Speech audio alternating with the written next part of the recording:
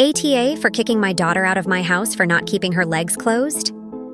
I, 45, F, have a 27-year-old daughter. She has 6 kids, between the ages of 10 and 11 months. There are 3 different fathers.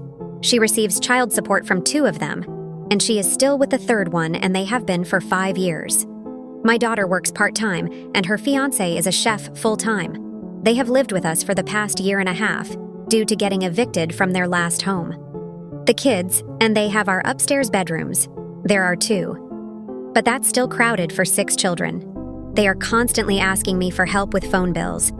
My husband and I have asked for no rent so they'd be able to save money to get a home, which I do not believe they were doing. I have put up with loud voices throughout all hours, and waking up at different hours to cater to children because I love my grandchildren. I never complained to my daughter because I believe family is essential. It's just that my children are all grown up. My youngest moved out 4 years ago, and my husband and I hope to remodel. We didn't expect them to be living here this long.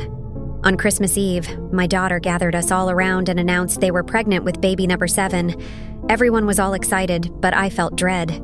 That would mean another child in our house with not much room. I looked over at my husband and could tell he felt the same. We discussed it later and decided we were going to have to ask them to move out. Last night at dinner, I brought it up to my daughter and her boyfriend, and we told them they have 2 months to find a place because we cannot have another child here. My daughter started crying, saying she couldn't believe I'd throw her to the streets for having a baby, that this was completely unfair and not enough time. I told her I was sorry, it was painful for me as well. But these living conditioners were impossible. She demanded I give her more time or she'd go to the courts, and I told her, newsflash, the courts only give you 30 days. She then said my grandchildren were going to be homeless because I was selfish. She made a Facebook post asking for rooms to rent because she's pregnant and has nowhere to go and her family doesn't give a shot about her. ATA,